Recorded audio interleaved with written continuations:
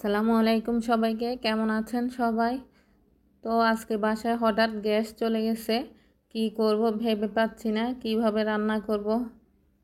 পরে রাইস কুকারে রান্নাটা বসিয়ে নিলাম। আমি এখানে আলু দিয়ে ডিম দিয়ে রান্না করব। তো আমি রাইস কুকারের সুইচটা অন করে দিয়েছি এবং পরিমাণ মতো এখানে তেল দিয়ে দিলাম। তেল গরম হওয়ার পর আমি এখানে পেঁয়াজ এবং রসুন বাটা দিয়ে দিলাম।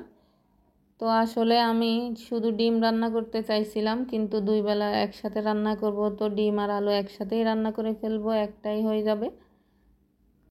তো আমার পেঁয়াজটা কষানো হয়ে গেছে, আর এখানে আমি হলুদ, মরিচ, লবণ এবং হালকা করে জিরার গুঁড়া নিয়েছি।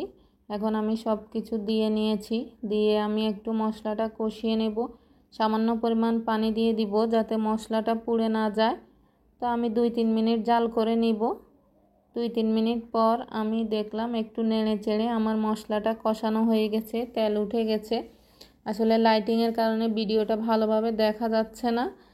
তো আমি এখন সিদ্ধ করে রাখা ডিম এবং আলুগুলো দিয়ে নিব। সিদ্ধ করাটা আমি দেখালাম না, একটু কাজে ছিলাম তাই।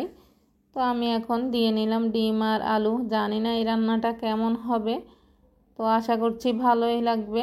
আর কখনো এভাবে রান্না করে নাই, এই প্রথম। তো এই তো আমার ডিম আর আলু রান্না কষানো হয়ে গেছে। তো আমি তেমন ঝোল দিব না, খুবই সামান্য পরিমাণ পানি দিয়েছি।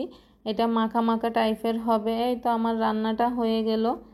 তো রান্নাটা কেমন হয়েছে অবশ্যই জানাবেন। সবাই ভালো থাকবেন, সবাইকে ধন্যবাদ। আল্লাহ হাফেজ সবাইকে।